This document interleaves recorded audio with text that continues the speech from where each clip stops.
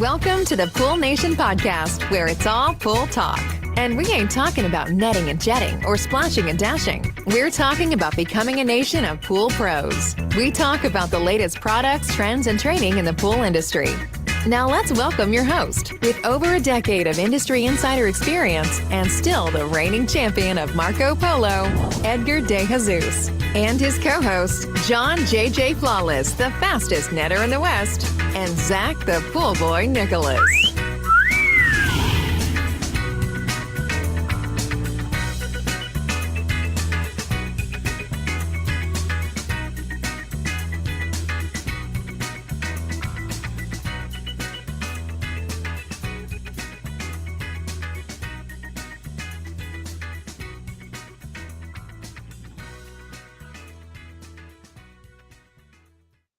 Welcome, everyone, to the Pool Nation Live podcast. I am your host, Edgar De Jesus, and yes, I am the reigning champion of Marco Polo, along with John J.J. Flawless, the fastest netter in the West, and the famous Zach, the Pool Boy Nicholas. Today, we're going to try to get to some questions, because last week we were on the podcast, and John rambled on and ate the whole hour, right, Zach? Just kind of, went through the whole hour, so... Anyways, I want to welcome everyone to our live podcast, a podcast where it's all pool talk, and we ain't talking about netting and jetting or splashing and dashing. We're talking about becoming a nation of pool pros. And yes, we will talk about the latest products, trends, and training in the pool industry. But before we get started today, I want to thank our sponsors for this podcast, the Ultimate Pool Tools, the SPPA, Blu-ray XL, Aquastar Pool Products, Natural Chemistry, Raypack, and Heritage Pool Supply. We want to thank them for their continued support. Mr. Zacharias, good morning. How you doing? I'm doing good. I know I keep saying this, but the building is behind us, and I've spent the last week back in the office, and I've actually been, sitting at the desk, taking the calls, going through the program that we use, and I didn't realize what a distraction that whole project was. And so it's been a lot. I'll say that. It's been a lot of long days, late nights, but I'm excited because I've been able to kind of dive back into what we're doing, and we're doing it well. But what I'm realizing is we've been doing it well, and we've been doing it this way for quite a while now.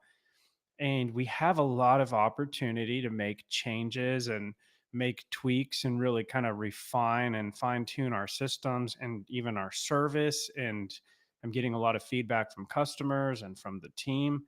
So I'm excited because I feel like we're at that next stage, and, the next level for us is going to be really fine tuning. And I think fine tuning, we talk about low hanging fruit and things like that. And it's like really fine tuning that low hanging fruit. And I think it's just going to make a huge difference in, our business and the quality and our reputation and things like that. So on one hand, it's been a very stressful couple of weeks for me, but on the other hand, I'm super excited to see what, the next few years yield for us when we start making these changes.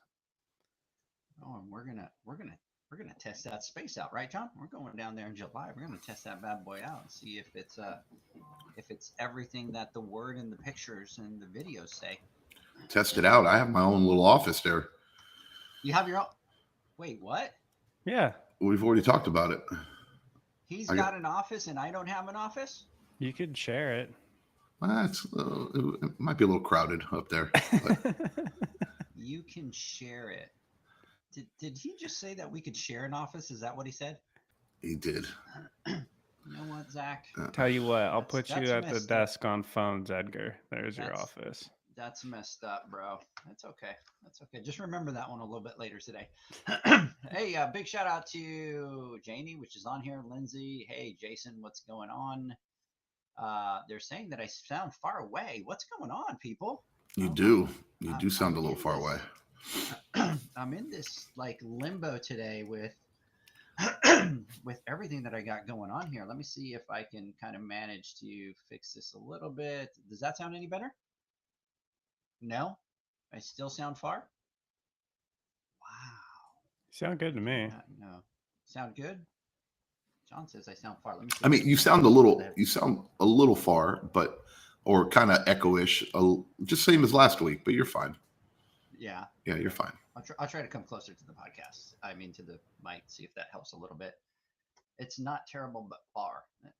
Gotcha. Thank you, Janie. I appreciate that. So, anyways, big shout out to everybody out there. Boy, my allergies today are just absolutely killing me. So, John, good morning. How you doing? I'm doing better than yesterday, and every day it's getting a little bit better. So no complaints over here. I'm in a different location, as you can see. I'm trying out new podcast areas for us until I can get my my room set up. But so everybody bear with me. We had some fun times this morning prepping for it, but I think I'm in a good spot here. I think I'm in a good spot. Feeling good.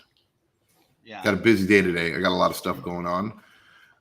Looking forward to knocking a few things. You know how you have a list of shit that you have to get done, right? And sometimes it's like, oh my God, and you got to write it down. We talk about this and then we go after some of the smaller things. I think we did this maybe 4 or 5 weeks ago. We talked about it on the podcast where we said when you're kind of overwhelmed and you got so much crap going on, how do you approach it? How do you get done with it? Or how do you knock it out? Write it all down on the list, and then some of the things that are the easiest to take care of, you kind of get them done at first, so that once you start checking off all these items, what once was something that you might look at and is like overwhelming and stressful, you start to change mentality and you start to feel better, like, oh my, okay, I'm getting this done, and then you start getting kind of in the groove, and then you're feeling good about accomplishing things. And that's kind of where we're at with our list of things that have happened in the last couple of weeks or last week or so. And we're starting to make some headway and catching back up again, because just like when you think, life always throws a curveball at you, but when you own a business and you run a business, I mean, everybody that's listening can relate. Sometimes you're like backed up 1 week, 2 weeks, 3 weeks, 4 weeks. Sometimes we are in like installation and repairs that we have, or going out to taking on new clients, just because we have so much work that we're doing. And, we have to set things back because there's only so much time in the day for us to do it.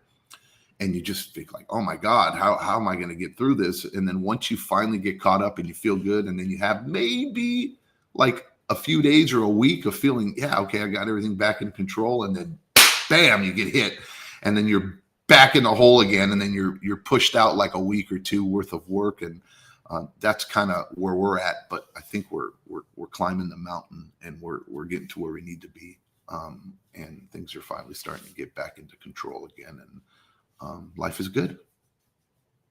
And obviously you had a hell of an experience, and so is that kind of getting back on track? Are you No, I mean, it's still a shit show, man. It's a lot of things are out of my control, and I'm sitting waiting for others to take action, right? And I don't like being in that position, because I like to I mean, I don't know. I'm not necessarily a control freak, but I just like to know what's going on in my life and my surroundings. And a lot of things, part of being a business owner is you get to pick and choose what you want to do, when you want to do, and how you're going to do it. But that doesn't always work in life, right? And sometimes you have to relinquish control to the powers that be, and you have to wait for other people. Just like, for example, yesterday, I'm a stickler on time. I don't like to, I really don't like to have my time wasted or anybody else's time wasted. But people are making appointments with me, and I'm sitting at the old place waiting for somebody who was originally going to go and couldn't get there, and then because their car broke down, so we had to reschedule. And I didn't find out till after the appointment that happened. And then they were rescheduled to yesterday, and then they were supposed to be there between 11 and 11:30. And here I am taking time out of our day so we can go there and be there. And then here comes 11:35, and nobody's around, no phone call, no nothing. I have to initiate the phone call to figure out what's going on. And then I'm told, oh yeah, he's running 20 minutes behind. Oh, well, when are you going to tell me that, right? And if you knew it was going to be 20 minutes behind, then why don't you let me know? And then I could have gotten here at that time instead of, but it's like, but again, the reality is that's kind of how a lot of businesses run. And we're talking about multi-million-dollar companies that still run this way. And it's frustrating a little bit. And today we have 3 other people that we're going to be meeting at certain times. And do you think they're going to be there at that time and things are going to work out that way? No, I'm going to have to sit there all day, waiting for people to show up when they're supposed to be there, but they end up not being there. But anyways, again, it's a little frustrating. But other than that, once we get through this, I think we're going to be okay. That is awesome. Yeah, I remember talking to you yesterday when we were on the phone, and you were kind of waiting for that guy to show up, and it was like all of a sudden he sends a message. My question is, do you think his car really broke down? I'm going to say no. Probably not. No. But it's No. like you said, it's crazy. Like I talk about it all the time. Like if we operated that way in any way, like I don't know how we would even have a business, and it still goes on all over the place with big companies. Yeah, and I think that some of the 2 most common things that you get is my car broke down, or I'm not feeling good, or I'm sick, right? That's their tend to go to, instead of just going, hey man, I apologize, my last appointment took long, I should have called you, and you're like, okay, great. Well, no, but they kind of go to the first thing. But anyways, I do want to give a big shout out to Jamie at Natural Chemistry and Todd Pieri. So, as you guys know, I had Ricardo from Raypack out here this week, and we shot a video which was almost 2 hours on the Raypack heater in Spanish. So that's going to be by Monday. So I'm kind of in the process of editing all that, kind of putting all that together. Great guy, Ricardo. Big shout out to you. The amount of knowledge that you have is just absolutely mind blowing. We completely geeked out, kind of going down rabbit holes talking about heaters, and he services a lot of Latin America. So it was really fun for me to kind of sit there and kind of talk about the different markets in Peru and Panama and Colombia, even freaking Venezuela. So it was kind of awesome. And he also services, he does a lot of the training, but Ream is obviously international. And then they obviously have the Raypack as one of their products. And so then what ends up happening is those, Ream, not outlets, but the offices will pull him to kind of come out and do some of those trainings and stuff like that. It's just absolutely interesting how every market is completely different out there everywhere. And we were sitting there joking, and so we kind of get into the studio, and he's like, I'm going to do a little video and I'm going to share it, and I'm thinking he's going to do like Instagram or something like that, and it's like, nope, he has 700 contacts from Latin America on his WhatsApp group, and we think our WhatsApp group is big.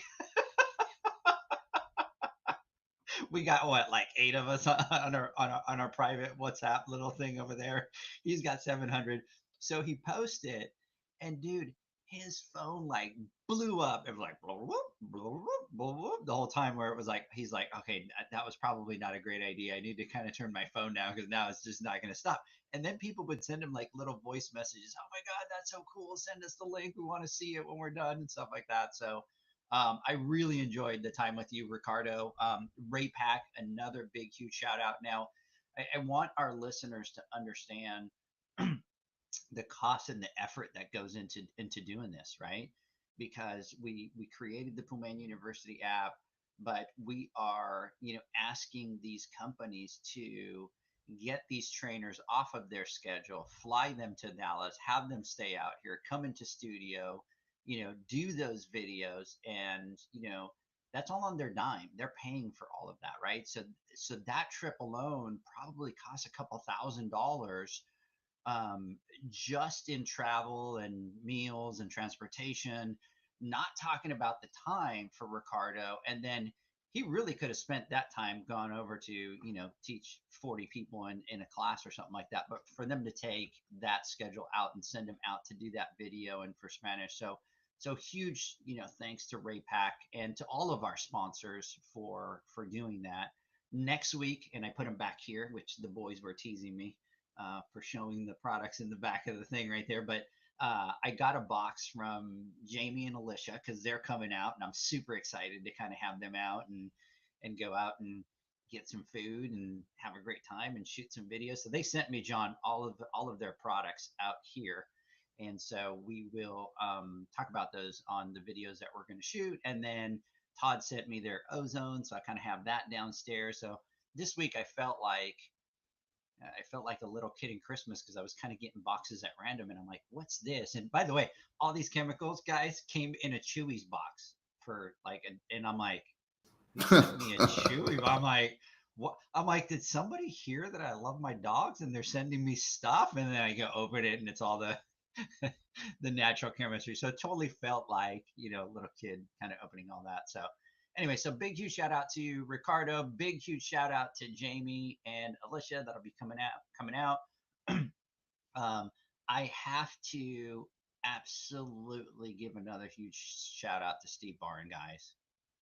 Like this guy is just absolutely crushing it at a whole different level. He's making me level up my game. So Zach, did you see the video that I sent you yesterday? The link No, did you with send his it? video? Yeah. So so he does a video. So he was working on some VGBA stuff for the app, and then he sent me a video, and so on the video, John, he is doing the video. He starts talking about the VGBA, right? And that's kind of one of those topics that you really kind of have to pay attention to kind of get down of how it all works. And so he's doing the video and he's like, "Hey, this is Steve Barnes, blah, blah, blah." He starts talking, John. And then all of a sudden he goes, "You know what? Hold on just a second." Like right on the video. He's like, "Hold on one second. We're going to talk about VGBA. But you know what? It's kind of a little bit of a complicated topic. So let's talk about what the VGBA is, and let's put this video to the side." So he goes like that, and then his editing skills, he moves that video out of the screen, and now he jumps up and he's like, "Hey, this is Steve Barnes. Let me explain to you what the VGBA is." And he does the explanation of what it is, and then he goes like this with his hand with his two fingers, and then he goes, "Now let's get back to the video." And then all of a sudden it transitions back into him in the video doing That's the awesome. training. And I'm like, "Oh my God." I'm like, "My editing skills are crap. I better get my game on." So last night, what do I do, John? Zach, I'm sitting here watching YouTube videos on how to up my game on the editing to be able to kind of transition. And then I'm like, John and Zach are going to kill me when I'm going to be like, "Okay, guys, we need to do a little something funny. So John, can you do this?" And I could just see John Oh going, yeah. Oh "Oh, God. seriously, dude? Like, God, come on. That's so corny." Point to the corner and turn this way. And Zach, push him into the pool just for a yeah, laugh, so it'll get views. So anyway, so huge shout out to Steve Barnes. Those will be up on the Poolman University app today. So there's two different videos on VGBA. He does a great job. He goes out into the field. He shows some drain covers. It kind of explains, how they should be plumbed, all that kind of stuff. Different covers. Great video. So definitely go out there and check those out. So, anyways, next thing I want to talk about really quick is the Pool Nation Boot Camp, and we are going to be doing a boot camp up at the International Pool and Spa Show. I want everybody to continue to pay attention. We've got some details on that. That's going to be coming out. We are going to be doing classroom style for water chemistry, filtration, all that kind of fun stuff. And then we are going to be doing our series on hands-on training. We have a variable speed pump class. We have ozone heater class. We have automation as well. And so I want to thank Aquastar. I want to thank Raypack. I want to thank Hayward for partnering with us to be able to do that. So anyways, and then the last thing that I want to talk about really quick is we are going to be doing the Women's Summit, and that's going to be August 25th. We are up to 25th. Yes, we are. We are up to 78 women that have registered. We only have 100 spots left.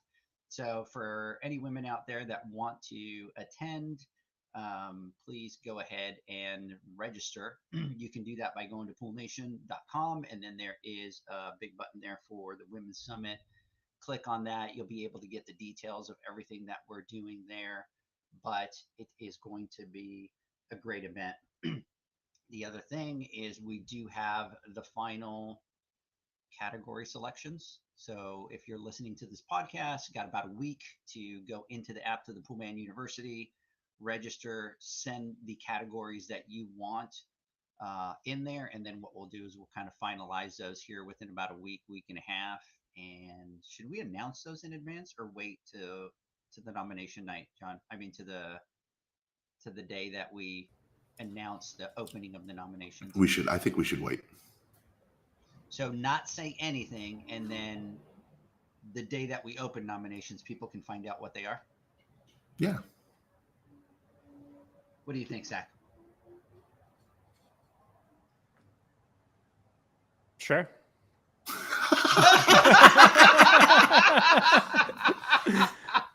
Nah, I mean, I think you want me to? I'm going to tell you why, right?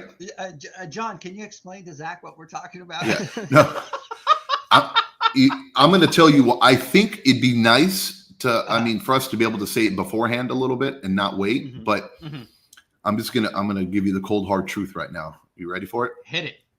Okay. Boom. I was just thinking as I was dozing off mentally as we go through our housekeeping, right? Because, we have a lot of stuff that we have to cover at the beginning, right? And we talk about this, talk about that, talk about this, all these things that are going on that we're doing. And we used to, I don't know, a few months ago or 6 months ago or 8 months, whatever it was, we had a laundry list of stuff because we had a lot of stuff going on. We had the awards coming and all that. And we kept talking. And every podcast, every time we did our lives and stuff, we were like 20, 30 minutes into it because we had all this stuff that we were doing. And that was laundry list of stuff that we had to go through, right? So I'm thinking just recently we started to shorten up that list a little bit because we accomplished and we got, we finished some, right. the Western and stuff because we had a bunch of things and there was just stuff we had to talk about, and we talk about it every single time so that we can get the message out to everybody. And I was just thinking right now, I go, wow, our laundry list is growing again, and we have, so if we add that, then we have to add that to the housekeeping, right? If we add that to the housekeeping, then we're going to be even longer. Yeah. No. We wouldn't add it to our laundry list. I mean, okay.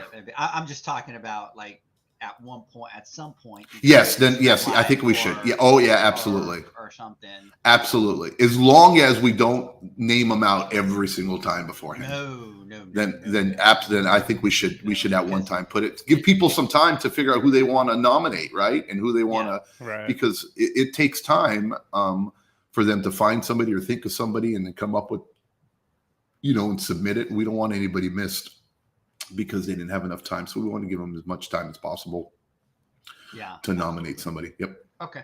So we'll figure that out here within the next week or two. We'll talk about that, kind of definitely get those out there. So John's actually flying back to Dallas next week, right? Yes. Thank God. And Zach, you're coming up? Yeah. When are you coming up, Zach? I'm deciding Thursday. Wednesday night? Huh? Wednesday night? Is that what you said? Yeah. Are you going to cover phones for me? Oh, what I'm going to do is serve you your divorce papers. Leslie's going to ship them to me for me to serve you.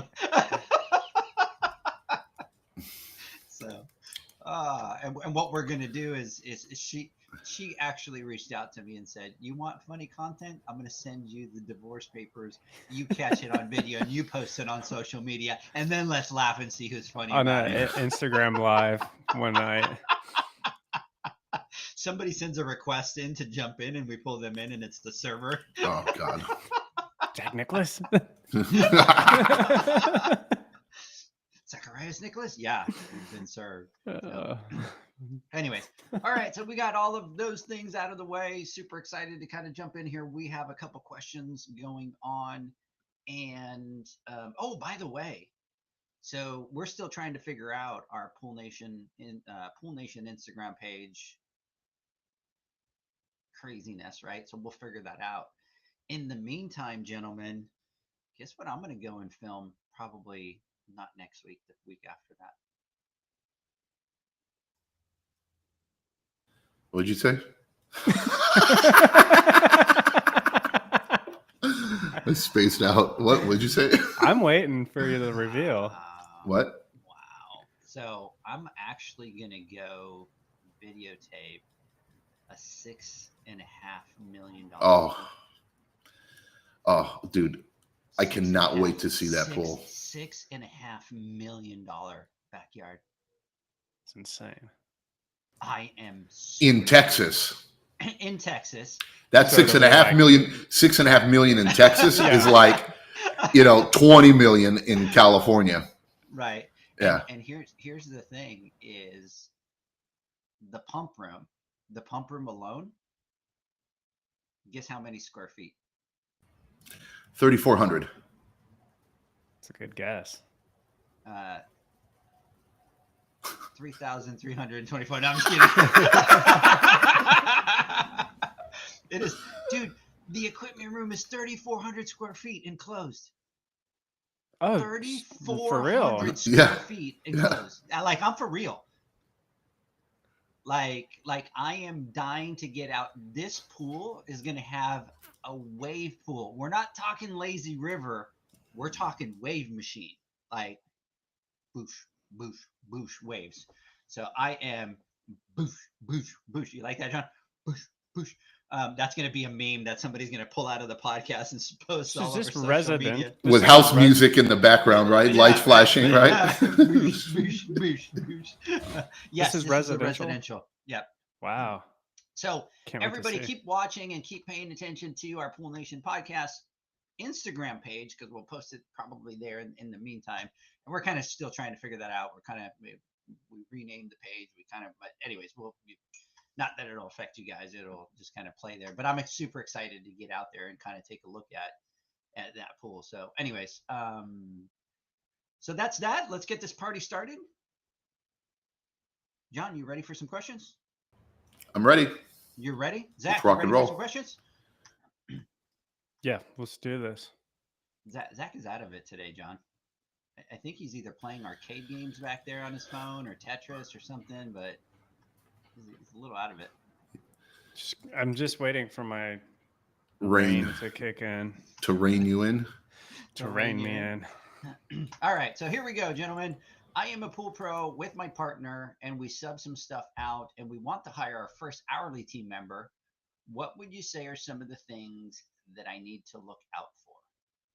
I repeat, I am a pool pro with my partner, so he's got a partner, and we sub some stuff out. So they're subbing stuff out. Want to hire our first hourly team member. What would you say to some of the things that I need to look out for?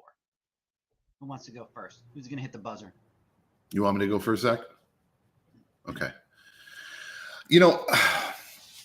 This is the $1 million question or the $1 billion question, right? That every business owner is. It's that. This is the pivotal portion or part in any businessman or woman's journey, where they will make or break their company almost. It's the scariest jump aside from starting a new career or being your own boss. When you've lived the life of a W-2 employee and you've worked for somebody else, it was very scary, I'm sure. One of two things happened was either you were forced into becoming your own, business owner or becoming a business owner and making that leap and that jump because something happened, with your previous employer. Or two, you were in a position where you wanted more and you didn't see a career path. But regardless, you took that leap to start your own business and jump into the unknown as a business owner. And that was a very tough decision for all of us to make. The second biggest decision you make as a business owner is when you decide and when you bring on your first employee, if you ever do bring on your first employee. And that is the thing that we've all spoken about and talked about and asked questions in so many different ways. But at the end of the day, we're all just trying to find out what is the magic potion and how do I know exactly how to find the right person, right? And if they're a great employee or not, because how many times have we worked with somebody, or if you have hired somebody where you think that they're amazing, you think that they're great, and then all of a sudden they end up being crap, right? And it's hard to find good people, and as business owners especially, the pitfall we fall into is that we expect somebody we hire to have the same love, dedication, or feel like, that they're have as much skin in the game as we do, right? And sometimes you luck out and you'll find an amazing employee, that is just a self-starter, and is just motivated to be the best at what they do and ends up being great. But the reality is those are few and far between. Those are 1 in 1,000, maybe 1 in 500. It's hard to find those types of individuals. The majority of great workers are built, right? They're built because you provide a atmosphere or an environment that they can thrive in, or they feel comfortable, they feel wanted, they feel needed, they feel like they're a part of something, right? They feel they feel like they're wanted. I don't know how else to put it. And that is our responsibility as a boss and as a manager and as a business owner, to help provide that type of environment for our employees to thrive in. The majority of people want to do well. It's our job to find out what makes them tick, right? And what works for them. And we embrace those strengths that they have, instead of focusing on what their weaknesses are, when we talk about like strength-based, hiring and strength-based organization. So again, and I know I'm kind of tapping around this question a little bit, and it's not really a straight answer because there really isn't one, but there are some non-negotiables that I think that you need to look into, or you need to take into consideration when you hire somebody, right? But the first question would be really, why are you looking to hire somebody, right? So I'm reading the question and it says, I'm a pool pro with a partner and we sub some stuff out and we want to hire our first hourly team member. So what does that mean to me? That I'm thinking of, and again, I might be overanalyzing this, but I'm thinking of this question. I'm saying, okay, so you sub stuff out. I would imagine you're subbing out or installations and stuff of that nature. So you are doing service or maintenance, however you want to call it, wherever you're at in the country, where you're servicing or cleaning pools, and you are subbing repairs out, is what I'm making of this. And you want to hire your first hourly team member. So what does that mean? Are you hiring somebody so they can do repairs, right? Or are you hiring somebody to do service so that it frees you up to do repairs? I don't really know what that question is. So this could be a very long answer here, and I'm going to try to cover all bases. When it comes down to, look, if you were subbing somebody to do repairs, and you want to hire an employee to do repairs, I would be very weary first, because if you're in a position where you're servicing pools and you need to hire or rely on another company to do your repairs and installations, I don't think you're really in a position to hire a repair tech, right? Because if you're not capable, or if you don't have the understanding of what it takes to be a good installer or a repairman, or whether they're doing the job correctly, are you really in the position to know what qualifications somebody should have, or how good they should be, or whether they have the knowledge required to do the job, because you haven't acquired that knowledge yet. Does that make sense? You guys following me on that one? So if that's what you're doing, then I would be very, very weary on that, and I would rely heavily on prior experience with other known companies that where they've worked for other good companies out in your area, and it is hypercritical that you follow up on references, or you call the employee, you talk and you try to find out about that person before you bring them on board and put your company's name on their shirt, right? Or they wear your logo. If you're doing it and you are hiring somebody so you're subbing people out because you don't have enough time and you have plenty, you're doing a lot of repairs, but you just can't get to them all and you don't want to miss them, and you're subbing and you're using somebody else in conjunction with you, and you're looking to hire a technician to service or something like that, and that's a completely different story. Then I don't really, if that's the case, then you just have to figure out what role they're going to be in, and then find qualities that are distinctive to somebody's attitude or who they are as an individual, and prioritize that over skill. And what I mean by that is, if you are having a technician that is servicing your clients and interacting with your customers, don't hire somebody that is shy or doesn't really want to talk, or is afraid to interact with people, right? Or just hates to interact with people. But again, if you're hiring a technician that maybe does installation or repair or doing plumbing or whatever, and they're kind of in their own little world, and that's not really their gig or their job, and doesn't really, of course, you talk to clients, you talk to them, and you interact with them. Maybe that type of attitude or that type of personality would be better service if they were like somebody who does your filter cleans, or does your plumbing, or that might do your electrical work, that has limited time of interaction with customers. I would look for those types of things, and see what type of person they are.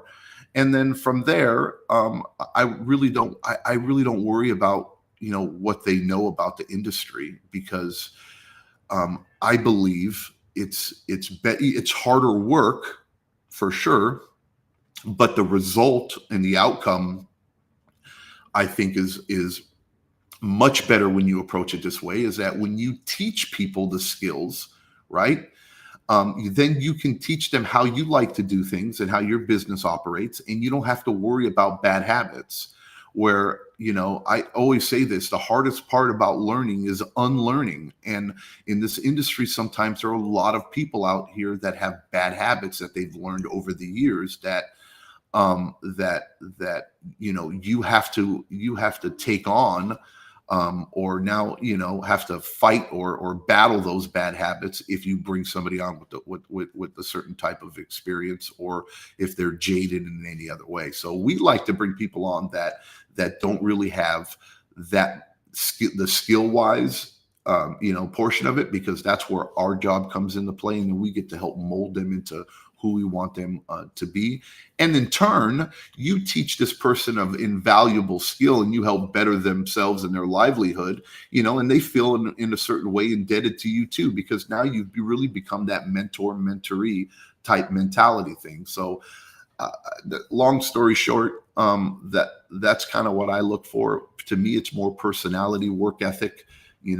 How do they look? How do they present themselves? How do they speak to you? How do they, do they show up on time? Are they punctual? Just that type of stuff to me is more important when I bring people on. Zach, let me backtrack a little bit here. A big, huge shout out here to, let's see here, Shannon, big shout out to you. David, what's going on? Morning. And then let's see here. Shannon says, I have my moments. And then Space, well, that's the YouTube handle. What's going on? Big shout out to you out there. So Zach, let me backtrack a little bit. And obviously John hit on a lot of great points when it comes to bringing somebody on and kind of finding those people without those habits and training them. But talk to me a little bit about you and your process, because you made a comment on here that a lot of that can be tricky, because if you don't have the experience on what to look for, and they say that they have the experience, how are you going to verify that? So can you talk a little bit about, the pool boys and, maybe some of the things that you look for, and then how you can identify that? And this is a never ending thing to try to figure all this out. And I was having the conversation with some of my guys the other day, and I was letting them know, like, people is probably like the biggest key thing to like our success. Like, if we could figure out the people piece and how to do this successfully each and every time, we'd be unstoppable. And I think that's the case for a lot of companies. So kind of back to my comment there, I think for me and Justin, it was a lot different because we started with repairs, right? So we went out, we did this for years. It was just us. We really learned these things. And so we kind of worked it backwards. And by the time we got into maintenance and everything, we had a really good understanding of like the equipment, the functionality, how it works, what it does, and a pretty good understanding of the pool itself. And then there was a lot of learning the chemistry, learning the maintenance side prior to making that first hire. And so you could go out if you don't have the experience, like John was saying, and you don't know how to properly make a repair, do a fix. Someone can come in and you can hire someone, and they could have worked for reputable companies and say they have all this experience, but how are you going to verify that? And we've had a lot of people come that we've interviewed and they say they have, 3 years experience, 4 years experience, whatever. But the going through the interview process with them, and I start asking these questions, and I start to find out they may have put in that time, but did they really learn during that time? Do they really have a full understanding of what they're doing? And you'd be amazed. I've talked to people, been in the industry 4 years, and I'm like, okay, something about like, how do you lower the pH? As simple as that. And it's like, oh, well, you pour the liquid. It's like in a bottle, and it's a liquid. And so I start finding these red flags. I'm like, okay, like if you're not able to articulate like some of the products that you use to do these things, or some of the tools, or some of the parts, like it starts to put these red flags. So for us in our process, I think the interviewing piece is really important. And I've had this conversation with you, Edgar, tons of times. I'm constantly asking questions from Leanne, like, how do I improve this? I'm constantly thinking about, I asked this question this way and I got this type of response the last 10 interviews. Maybe I need to look at like tweaking this question a little bit to try to pull the information that I'm looking for. So for us, it's just the process of interviewing, and you're never going to hit it out of the park, right? I've had so many people come through that I'm like, oh my gosh, like, okay, that was a killer interview. Like they did great. Like I really like this person. I think it's going to be a good fit. And then, yeah, I mean, recently we had one, and we went all the way through the process, all the way up to here's the first day of work, see you at 7, and then never heard from them again. There's a I lot of always, reasons that I, can I, happen. I always like to say, Zach, the 90-day rule, right? Like people will Yeah. come on and you're like, oh my God, they're phenomenal. I'm like, wait 90 days and then make judgment on what it is, because people will show their true colors in 90 days. It, Sorry, you've Zach. no, and that's a piece of advice that you have given me that talk time and time again, because I'm saddened almost more than frustrated at like what happened, like what this was looking so well. And I've really taken that to heart. And so now it's like, you don't have to be cold. You don't have to be rude. You can be engaging. You can be nice. You can be professional, but just curb those emotions and that excitement. Because in the beginning, it's easy. You're like, I'm going to get my time back, right? Okay, I'm going to get some of my time back to be able to focus on these other areas. And then 3 weeks into it, you're let down and you're kind of buried from it. And that's so something I want to talk about. And I was making notes as John was talking here is I think one of the main things that people need to think about or come to an understanding when they're looking at making that hire is your time. Do you have the time to put into the training, to managing them, and to their development?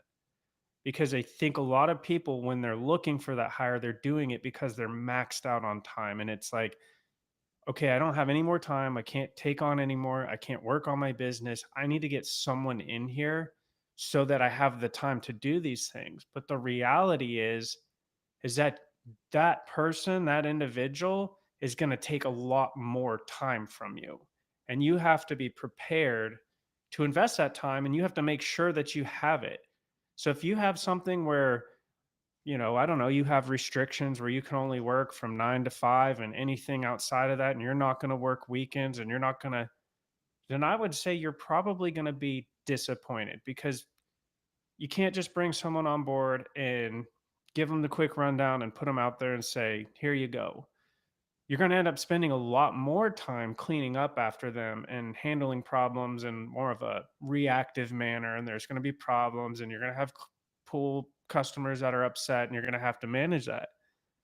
So I think that's something that everyone should really sit down and say, I don't have time now. I need to bring someone on.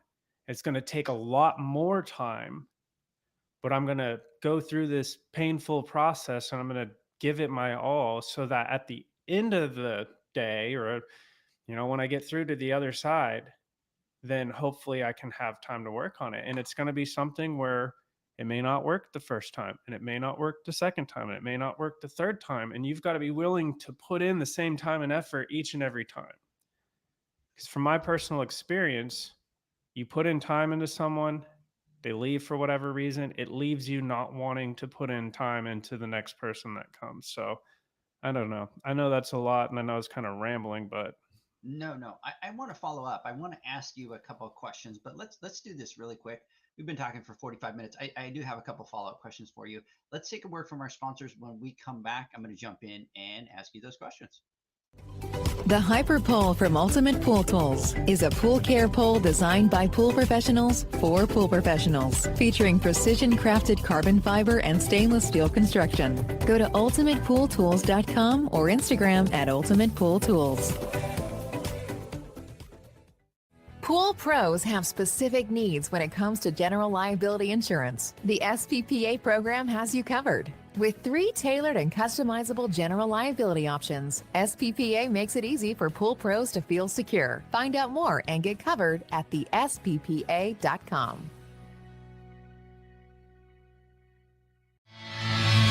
Now available, Pool Invoice. Pool Invoice is a pool billing software created specifically for the pool service and repair industry. It's developed for our industry and only our industry.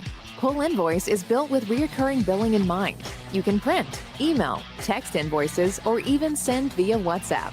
You can add reoccurring or yearly charges, accept credits, and set up autopay. You can even see when customers have seen the invoice. It even has a customer portal where they can log in and see, print, and pay invoices. It has all your customers' information on one page, so you don't need to search through hundreds of invoices looking for the one you need. Just go to the customer profile and it's all at your fingertips.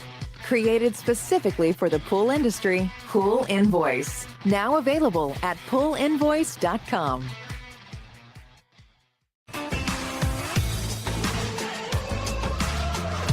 Blu-ray XL is the power of minerals working for you. Reduce your overall chemical costs and labor up to 50% guaranteed.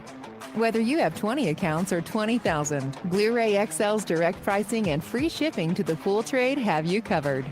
Improving pool professionals' profit and work-life balance is what they do. Blu-ray XL, the real mineral purifier. Visit them at BluRayXL.com. Blu-ray all day. Aquastar's new pipeline cartridge filters, available in 2 sizes, deliver top-notch hydraulic efficiency along with best-in-class filtration performance, approaching that of DE filters. Uniquely designed, open pleat spacing means 100% of the media square footage is usable. And these claims are backed by NSF test results. Designed with the pro's time and comfort in mind, the patented double locking system improves safety and ease of access, making filter cleaners faster than ever before. Available now. Ask your supplier for pipeline filters today. Natural Chemistry, a leader in specialty water care solutions for over 30 years, is proud to provide products that make pool service easier than ever before. Its unique enzyme formulations in Pro Series Pro Blend improve efficiency of your pool program while reducing frequency of filter cleaning and scum lines. Natural Chemistry is also well known for its wide variety of phosphate removal solutions that include a non-clouding formula in Phos-Free and extremely high-range removal with Pro Series Phos Remove or Phos-Free Max. Save time, save money, save work with Pro Series products. Stop sacrificing durability or efficiency with the help of Raypak's new Avia HD models that utilize NITEC, their exclusive industry-first technology. NITEC heat exchanger technology is Raypak's latest solution to superior strength and maximum efficiency when it comes to residential pool heating. With 900% more nickel compared to copper nickel in critical surfaces, NITEC creates an ideal surface to protect against scale formation and erosion without compromising on Avia's 84% thermal efficiency. Learn more at raypak.com/NITEC. Welcome back, everybody, to the Pool Nation Live podcast. While you guys were while we were out listening to our word from our sponsors, I was sitting here just kind of looking at my phone, and so somebody was messaging me going, "Hey, we want to go take a look at that pool with you." And then I started chatting over here with David, kind of going, Edgar's jamming to the pool invoice music, and so we kind of started to have a conversation there. And Steve Barnes jumped on, so big huge shout out to Steve Barnes out there making me up my game. So big shout out to you. David Jeanette jumped on as well, so shout out to you guys. Appreciate you guys listening and tuning in. So let's continue our conversation. So Zach, you obviously talk about that interview process, which I agree is super important, and kind of looking for those things. And then John's talking about obviously being able to bring those people, keep them motivated and stuff like that. So, how important do you think it is to, after you're going through that interview process, or through that interview process, bringing somebody on to really kind of have a clear job description and an expectation of what that person is going to be doing? How important do you think that is to that person's success? Before we do that, I want to add something, which I think is very, very important. I think a lot of us don't realize before it's too late, right? And it's a situation that a lot of guys and gals go through, unfortunately. And I can name countless that have done it because they were put in a position where they felt like they had to, and they did it. And then it ended up being just a nightmare for them, right? When you're, and Zach brought this point up, and which was a great point, is usually when we don't, as a business owner, an entrepreneur, when you start your company, and especially when you're hiring your first employee, unfortunately, when we get to that position, the majority of the time, for most of us, it's when we should have already hired somebody, right? And we're already in that point where it's like, wow, we're backed up in a corner, stress it as an all-time high. Things are just hectic, crazy, and you need somebody, or something has to give, right? You're at a breaking point, and you're at that position where you need to bring somebody on. And when you're in that position, unfortunately, and you haven't planned ahead in the future, or prepped for it, or prepared for it, you put yourself in a position where sometimes you lower your expectations when you shouldn't, right? Or you seem to like justify certain things or take more chances. And I promise you this is one of the, look, it's like, the old saying where he goes like, don't touch the fire, it's going to burn you. Don't touch the fire, it's going to burn you. But, you have to touch it and burn yourself first before you learn from it. And I wish people can actually listen to this, heed this warning here, and don't put yourself in this position, because it will be a disaster sometimes for some companies. And not to do scare tactics here, but it can destroy your company. Don't settle. Don't take, sometimes when you bring somebody on, if you got a bad feeling, or they're not the right person, or they can't, or if you take the chance with somebody and you bring somebody on that could be a headache, or potentially is a headache, or there's a lot of red flags, and you don't nip it in the bud at the beginning, right? Or don't stop it, it can end up being a disaster for you as an organization, right? And you bring on some schmuck or some pain in the ass person that is going to single-handedly destroy what you've built, and can turn into a nightmare, like legally, right? And financially, and can destroy your reputation. So don't put yourself in a position where you feel like you have to settle. It is a very important decision, right? And bringing on that first employee, and whoever you bring on, it's very critical that you choose the right person. And I don't know, I mean, I'm not trying to scare anybody when I say this, but they can be more trouble than they're worth if you hire on the wrong person. So just be careful. Yeah, and that's why it's so important to really kind of have a deep knowledge of that interview process and sharpen those skills and exercise that muscle, because that's the one thing that's going to help you filter. And you can't win them all, and No. you're not gonna win them all. And I mean, it's just, I've seen the best of people at interviewing. I've seen some people in very, very high end positions as CEOs and stuff like that, and you can't win them all. You need to understand that that interview process is a process for you to dig down, to ask a lot of questions. You should be doing only 20% of the talking, right? But really kind of let that candidate talk for you to be able to fish all that information out. And all you can do is practice that muscle, right? So that you can kind of try to get to the bottom of it and try to find the right one. If you do happen to get that first hire and it turns out to be a nightmare, you can't be shy of it. You've got to give it another stab, but you have to go through that skill buildup of your interview process to try to filter as much as you can. And that's the key word, filter, because you're not going to be able to get all of it, right, Zach? Absolutely. And we talk about like hiring, taking that leap and hiring that first person. And even, I mean, you guys have been involved in like, I don't know how many interviews and hiring, and I've been quite a few now at my point in my journey. And it's like, I still find myself in that position of like temptation of like, well, there were these red flags, or a lot of times you tend to just kind of like turn on your head and whatever. And then, it doesn't end up working out for XYZ. And then you look back and you go, you know what? It was right there. Like this was right there in front of my eyes.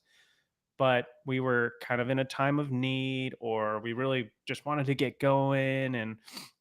And you can't ignore those things. And I think that a mistake we make, and something I have to constantly remind myself, is like, I we could train people, right? We can train them on the task. We can train them how to, test the water and use the kit or operate a pole or whatever. But most of the time, you're not going to change them as an individual. And, Edgar's talked about it, Leanne's talked about it. Past performance dictates future performance. And when you're going through that interview and you're asking these questions, you're getting these answers, or you're looking at that job history, or they're walking you through their job history, a lot of times we overlook these, short term, 12 jobs in the last 3.5 years or whatever. I mean, that's a little excessive, but you know what I'm saying? And you have to stop and think, like, what are you offering differently, or what are we offering differently that's going to make that change for them? Like, is there some magic thing that we have that all of a sudden this person's going to be happy and satisfied and they're going to stay with us forever? Or is there just something where maybe they can't sit idle and they've got to be trying new things? I don't know what it is, but it's definitely, you got to pay attention to the information you're getting, and you've got to really process that, I guess. And look, Yeah, and no, I just want to let me add something real quick, and I think it's important. Is you also need to come have a strategy or a game plan for an exit strategy as well, right? So, anytime you bring on your first employee, you need to understand and you need to be prepared on what will happen if they don't work out, right? And have a game plan on what you need to do and the steps you need to take so that you can protect yourself, and it could be a smooth exit transition, right? Because sometimes we think, oh, we hired somebody, everything's cool and everything's great, ready to go. But then now you have to prepare yourself for a whole heap of other issues that could be coming up. Like, all right, what are you going to do when they call out sick, right? What are you going to do when they say that my dog needs to get put out, or, I have to let my dog out, or I have to go pick up my brother from school, or I have to go do this, or I have to do that, or I'm not feeling good, my tummy hurts, or whatever it may be, or I woke up, I only slept an hour last week because we partied, or I don't know, what are you going to do, and what's your game plan around that, so that you can protect yourself and your company, because those are the types of things that you need to take into consideration as well. yeah, no, and that's a great point. And so one of the pain points that I have on mine is really, having that plan. And I think that's one of the things that as business owners we do. We just kind of jump in, and sometimes we don't kind of create that plan. So that comes to kind of hurt us in the back end. But Zach, coming back to, the job description, as you're bringing people on and you're going through your interview process, you're interviewing on that behavior based, right? And I think that's a key indicator, is that past performance will always indicate future performance, right? So if somebody's done something in a certain way for their entire life, it's very difficult for them to change. Some people do change, but for the most part, right? How important is it for you to kind of have a really clear job description for them to know exactly what it is that they're going to be doing? So this is funny because for a long time, like I've had a job description, right? And you build a job ad and you put it out there, and people respond to that job ad and say, "Hey, I'm interested in the position." And I've gotten all the way to the interview. And as we're going through the interview, I start realizing, and I even, when they're getting ready for the interview, I give them a copy of the job description and everything. And I realize they really don't know what they're applying for. Like, they don't even really understand what we're interviewing for, like what the role is. And it's very important that they know what the job is, obviously. And it's very important to have a good job description so that you know what you're interviewing for, right? Because you need to have a clear picture of what the tasks are, what the responsibilities are, what the job looks like for them, so that you can ask your interview questions to try to pull the information that's relevant to that position so that you can make sure that they're a good fit for that position. And I think we make the mistake, and in the beginning, I definitely did. When you get to hiring and you get to all this, it can be a little intimidating. It can be very intimidating, and it can be, you tend to kind of prolong, or you kind of put off getting these things in line and coming up with that plan. And the problem is, if we bring someone on and we don't have a clear understanding of what they're supposed to be doing, you can't just throw tasks at a person. And if they don't have a clear understanding of what they're doing, how are they going to do the job to your liking? And how are they going to be able to do a good job at what they're doing? So the job description is something that I don't think a lot of people put enough time in. There's like templates and people copy paste and things like that and put it together. But you need to build a job description that is for what you're looking for and how you want the role. And you need to be very clear that these are the tasks, these are the responsibilities that you're looking for. I don't know if that answers the question. And look, and I don't mean to be the grim reaper here, and I seem like I am. Everything I'm trying to be like negative, but it's not. I just want to be really, really clear here. But that's also how you hold people accountable, right? If they don't have an understanding of what their job entails, and how on the hell are you going to hold them accountable to it, right?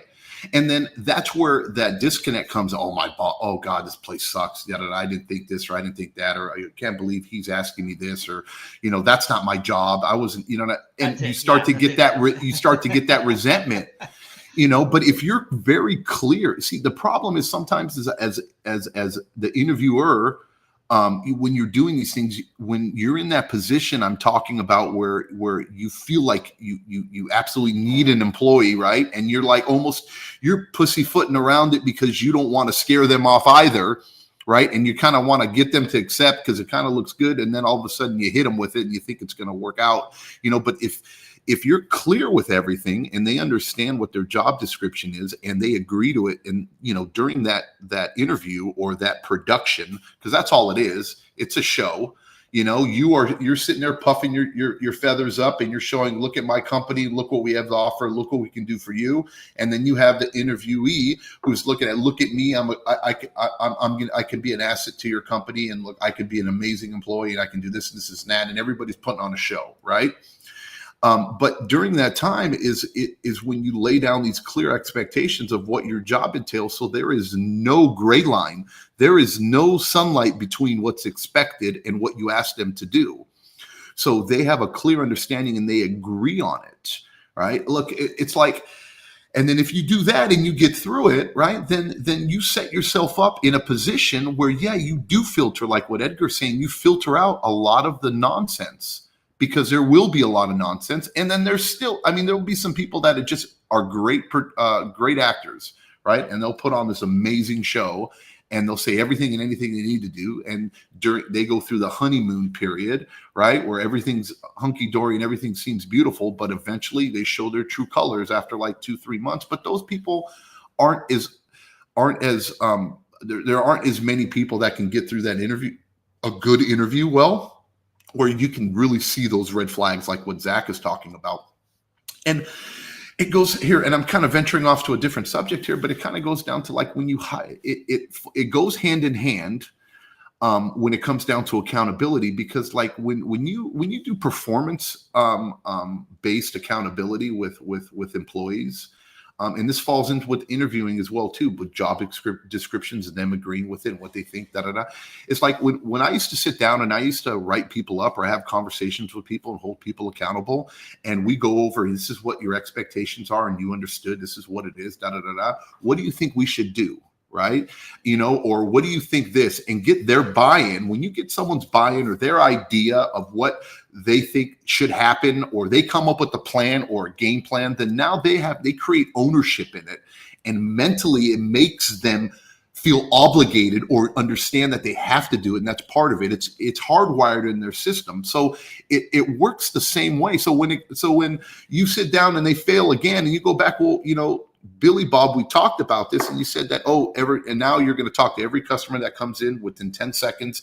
You said that that's what you should but now you're not doing it. I'm holding you accountable to it. Well, the same thing when it comes down to interviewing, when you talk about this and say, hey, what do you think the job entails? What is I always like to go, okay, here you are, Zach, you talked about like, you're surprised people don't read these job descriptions. And the reason why is because the majority of people that are looking for jobs are desperate and they're just looking for something.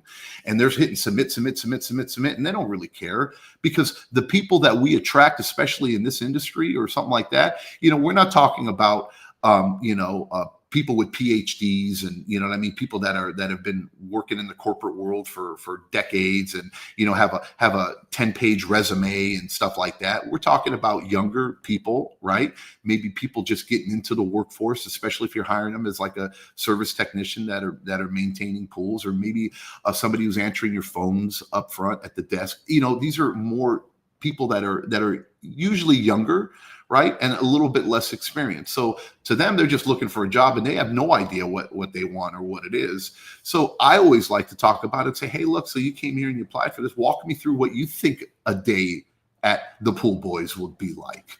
What is it that here's, after reading this job description, what do you think your job responsibility is? And what do you think you're going to do here without me even talking about it? Right? I want to know what their mentality is, why they walk back here, and what they think their job. I don't know. Well, I don't know. That's what I hear you tell me. Then those are red flags, right? But if they can kind of go, I'm expecting to work hard, going out. We had a pool growing up, and I saw the pool guy. I'm gonna have a truck, and I'm gonna go out there and work. I'm gonna do this. I'm gonna do that, and kind of go through, and you kind of get into their brain and see what they think. What the job entails. And then that's where you go and fine tune and say, oh, great. Okay. You're right. This is how we do it here, or whatever it may be. And then you come up with the mutual agreement, right? And they kind of get it and they get that buy-in. They have that full understanding when they walk out, before they accept a job or after they accept a job or whatever it may be, of what their job is going to entail from the minute they clock in, right? Like, what is it to you? What time your shift starts at 8:00? Tell me, walk me through your day, right? Or walk me through getting to work and how it is. Oh yeah, I'm going to go, I get there. I'll get there right at 8:00. You know what I mean? In my mind, I'm thinking, okay, well, no, you're probably going to leave I'll leave a little bit early. I usually head out so I can give myself 10 minutes in case for traffic. So that I can get there in time. You know what I mean? I'm going to go. I probably pick up my morning coffee, whatever. I walk in, I'll say hi, I'll clock in, Those types of things. You start to see these things. And then immediately I'm going to go do this or that. And you kind of get a feel of who they are without you even laying anything on them, right? And seeing their mentality, because it's hard to fake that, right? And if you can fake it and they do, it's really easy to hold them accountable to it, because they're the ones that it was their idea, right? That's what they brought up. Hey, you told me, this is what you're going to do, right? You told me this is who I'm hiring and I'm bringing on board. This is what we agreed upon. I'm keeping my end of the bargain. You're not keeping your end of the bargain. Okay, now let's revisit this again, and let's figure out what we need to do to get you to get back on track. So, anyways. So let me ask you this. So to me, I think one of the biggest mistakes that new people do when they're hiring for the first time and they're bringing on is that probably get into the mentality of, okay, I'm hiring this person. I brought this person on. Now they have to go do this task, right? Now they do that responsibility. Doom, it's off my hands. I'm done. Here's the job that you're expected to do. And I think one of the biggest mistakes that they don't make, that they make, is that then they don't worry about motivating that person. It's very easy to be in that situation where you have to hire that first pool pro to get 60 pools off of your list and you feel that relief.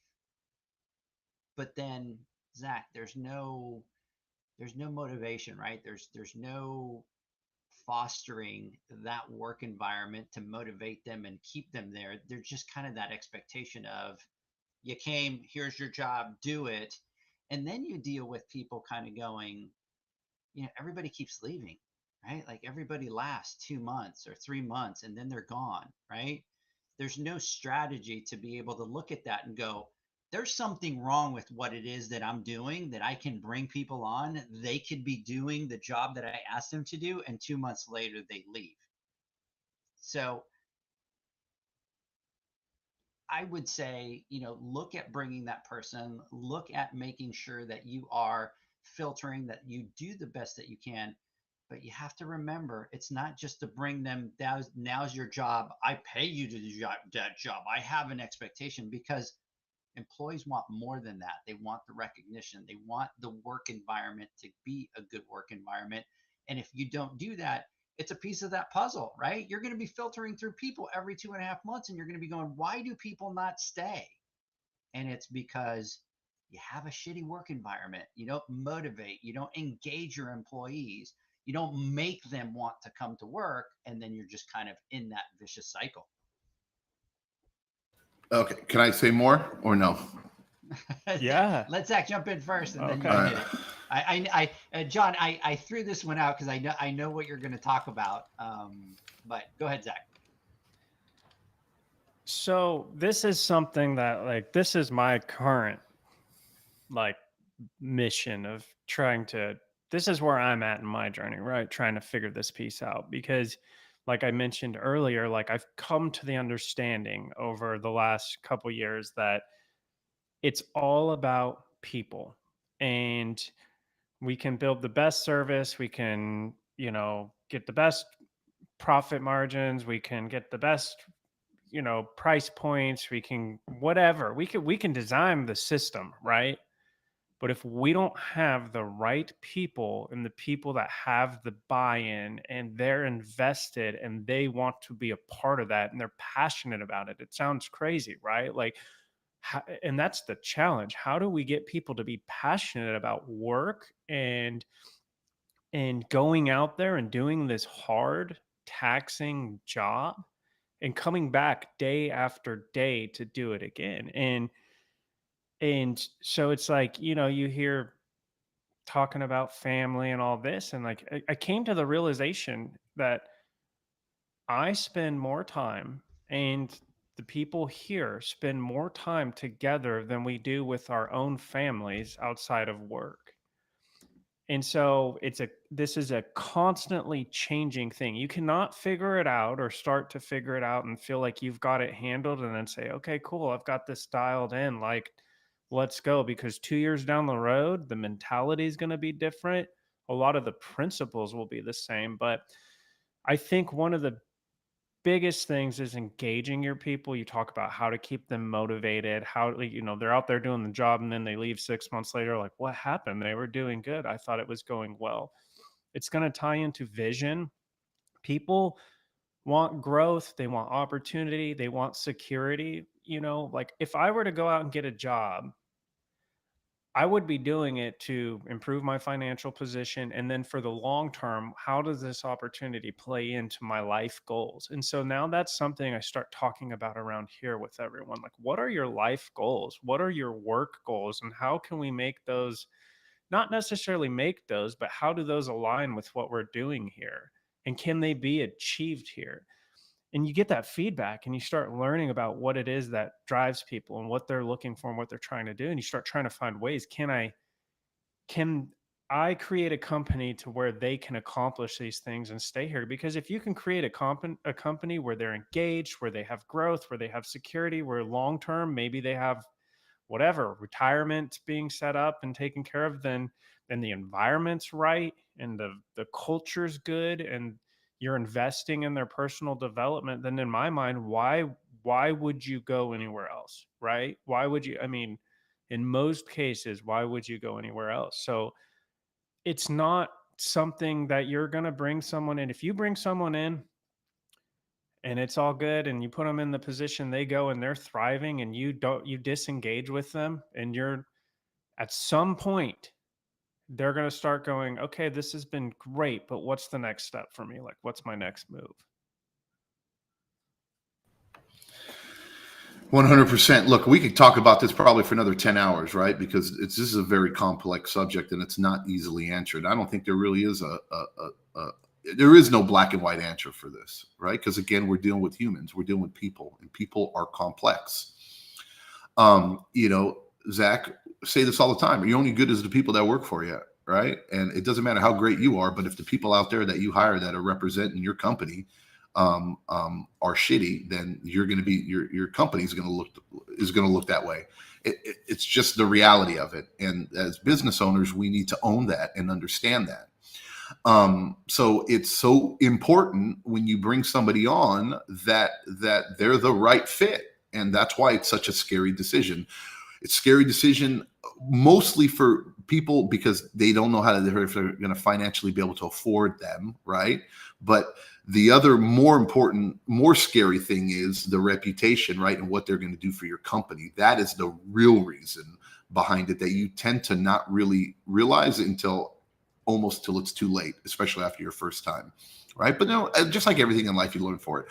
Another interviewing tip that I just want to put out there that I think that I used all the time, and I felt that it helped me get to what I'm trying to talk about here is, look, yes, you're the interviewer, but shut your mouth.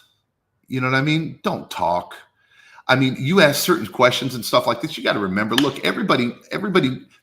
When you're being interviewed, you answer with what you think they want you to hear, right? So when you're asking this, are you going to be able to work? Are you going to show up on time? What are they going to say? No, I'm not going to show up on time. Of course they're going to say they're going to show up on time, right? But you got ways, do you like to work outside? Oh yeah, I absolutely love to work outside, right? That's my favorite thing, okay, really? So you might get that answer and you think, oh, everything's great. But if you approach it differently and you say, hey, look, this is what I like to do. I like to sit back and go, okay, well, just talk to me about life. How did we get here? You know what I mean? How did you end up finding us? You know what I mean? Walk me through a day in your previous job, and what you did. Talk to me about what you like to do, as hobbies, or stuff, just things like that. Just I want to know whoever this person is and call them by their name. I want to know about you. That's what I want to know about. Tell me what drives you. Where do you see yourself 5 years, 10 years from now? Forget about my company or something like that. Because everybody's going to say, I see me here and I see me this, or no, tell me, what are your dreams and your aspirations, right? What is, what drives you in the morning? What makes you, happy? What is the one thing you love to do when you go home, off work or whatever and stuff like that. And then just let them talk. And you'll get to learn and see, I love playing video games, right? I'm video game. Okay, well, then you're probably not really outside much, right? You know what I mean? You don't play sports, you know what I mean? You don't really like to work on cars, or you're not doing this or that. You're not using your hands on anything, you know what I mean? And you're inside video gaming it, right? Well, you're probably not really familiar with being outside all the time, or 120 degree heat. And these are the things you need to think inside your head, right? You can kind of draw conclusions and do stuff. Not saying that somebody who does video games wouldn't do that, but if you just allow them to talk about who they are and what they do, and they say, oh yeah, my other boss was a prick, because he got mad at me because I stubbed my toe and I needed to be, I couldn't go to work for a week, because my toe hurt or so, things like that. And then you give them enough rope, they'll hang themselves, or you'll learn that they're an amazing person, right? And they have these qualities that you can actually build on. And you're like, oh, okay, ever since I was a kid, I always worked out in the garage with my mom or my dad, and we were working on cars and da-da-da-da. My dad owns a landscaping business. And for the summers, I worked with him out doing landscaping, and I did this, I did that, I did this, I did that. And I actually kind of loved it. Da-da-da-da, you know what I mean? But, me and my father have like a relationship where it's kind of hard for me. I want to work for him, but I feel it's a little tough, because he's my dad and it's a little awkward and stuff. And you start learning these things about people and you can make good quality decisions. So I can ramble on for another 10 hours, but I know we have to stop. So we're going to stop. I wanted to touch on Smiley's comment. Sure. Yeah, go ahead. So Smiley said, how do you keep your present team from being nervous, competitive about bringing on more team members? And I see you answered it on the chat, but I wanted to kind of bring it on to the podcast. And that's exactly Edgar's response is you got to share with your team what the reason is for that. And so that's really going to depend too. Your reason is going to depend on your vision, and you've got to be able to articulate that vision with your team and keep them in the know on what the company's path is. And so if you have a company and you're like, we're going to get to 100 pools and then that's it, and we're going to maintain, and you're at 100 pools and you're bringing someone on, yeah, you might want to, what's the reason for that? Your other team members may question that, like, hey, we're here, we're where we need to be, what's the purpose of this? But I can kind of bring it in from the pool boys perspective, and our vision is it's growth, right? That's what we want to do. We want to create opportunities. We want to create careers. And so when we talk about bringing people on, the team gets excited. Hey guys, we're putting out a job ad. We're starting to look at hiring. We're going to start interviewing. And they're like, oh, sweet. That's awesome. Yeah, cool. They're engaged. They're asking me questions. How's it going? Who have you talked to? Has there been any good candidates that have come in? And it's because I'm talking to them and I explain, look, here's our vision. And we want to grow, and the bigger we grow, the more accounts we have on, the more markets that we go into, the more opportunities there are, and there's more opportunities for more roles, right?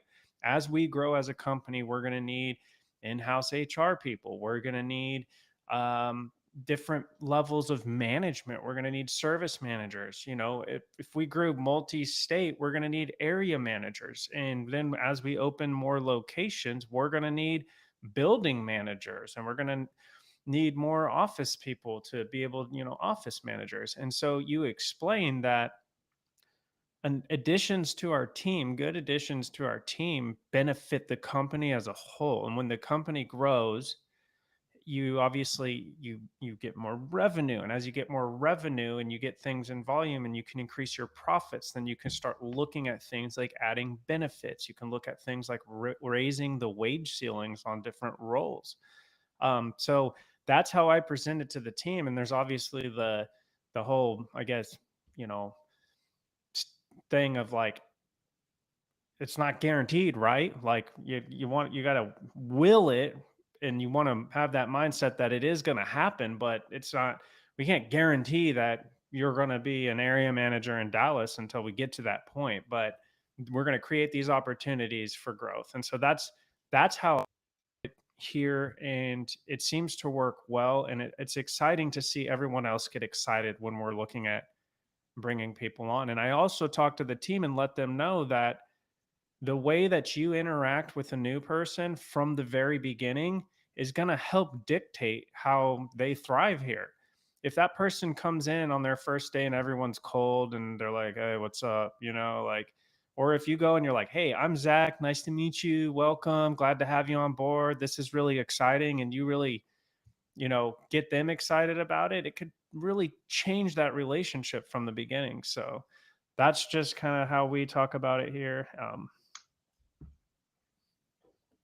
Nope, absolutely. You got to definitely sell that vision. Hey, everybody out there, John's in the same boat as I am. I just got my daughter that told me that I have to leave to take her to work here. So, and I know John just got a call that he needs to head out for. So here's what we're going to do. Normally we do final thoughts. Normally we jump on here, but what we will do is we'll actually skip final thoughts for this podcast episode. And Zach's driving up to Fort Worth with, by the way, John, he's driving up to towards where I'm at. He never said anything about coming to visit or any of that. So, I'm not going to take it personal, Zach. So anyways, so everybody out there, we will take our final word from our sponsors here for this. And then Zach and John, I will let you drop out. When we come back, I'll finish the podcast all solo so you guys can hang out. Have a great one, guys. Everybody have a great Memorial Day weekend. I hope you guys enjoy it. And catch us next Wednesday on our Instagram Live. We will be talking to Kim from Heritage next Wednesday on the Instagram Live. Go follow @PoolNation Podcast on Instagram, and you can catch us there. Zach, John, I'll let you guys go. We'll catch you. See ya. See ya. The Hyper Pole from Ultimate Pool Tools is a pool care pole designed by pool professionals for pool professionals, featuring precision-crafted carbon fiber and stainless steel construction. Go to ultimatepooltools.com or Instagram @ultimatepooltools. Pool pros have specific needs when it comes to general liability insurance. The SPPA program has you covered. With 3 tailored and customizable general liability options, SPPA makes it easy for pool pros to feel secure. Find out more and get covered at thesppa.com. Now available, Pool Invoice. Pool Invoice is a pool billing software created specifically for the pool service and repair industry. It's developed for our industry and only our industry. Pool Invoice is built with recurring billing in mind. You can print, email, text invoices, or even send via WhatsApp. You can add reoccurring or yearly charges, accept credits, and set up autopay. You can even see when customers have seen the invoice. It even has a customer portal where they can log in and see, print, and pay invoices. It has all your customers' information on one page, so you don't need to search through hundreds of invoices looking for the one you need. Just go to the customer profile and it's all at your fingertips. Created specifically for the pool industry, Pool Invoice. Now available at poolinvoice.com.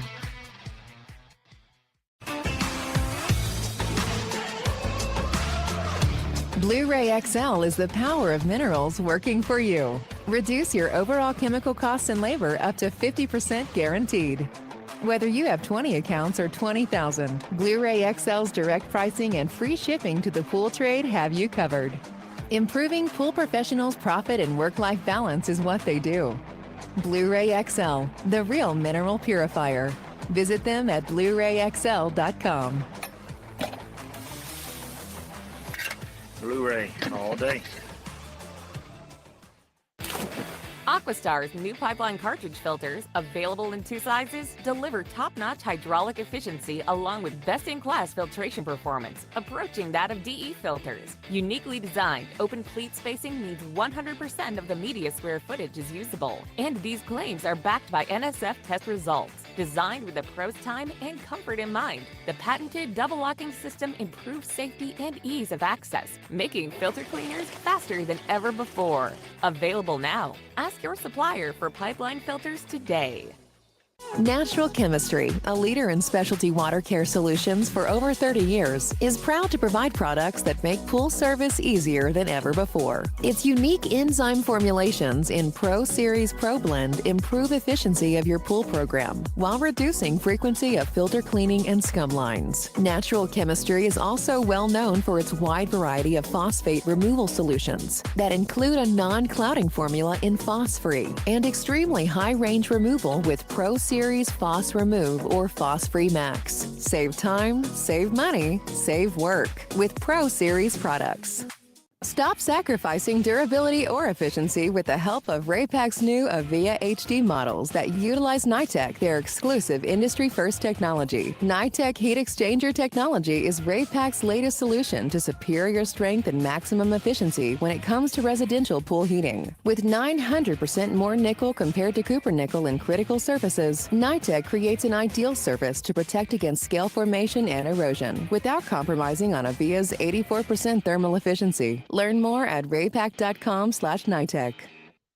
Welcome back, everybody, to the Pool Nation Live podcast. We're finishing our podcast a little bit differently. Hope everybody has a great Memorial Day weekend, and we will catch you guys on Wednesday on the Instagram Live. Have a great one, everyone. Bye-bye.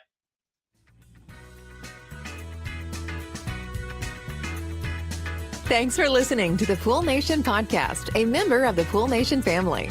You can listen to us live every Friday here at 9 a.m. Pacific, 11 a.m. Central, and 12 noon Eastern Standard Time. You can find us at Pool Nation or PoolNationPodcast.com, on Facebook, or on Instagram at Pool.Nation. And to find more info about Pool Invoice, the billing software built specifically for the pool industry, go to PoolInvoice.com. Before you go, this is what the pool industry has been waiting for. PoolmanUniversity.com. It's the first platform dedicated to learning the swimming pool service and repair industry. A pool service community where you can connect and find videos on business, service, water chemistry, and repairs. See you there at PoolmanUniversity.com.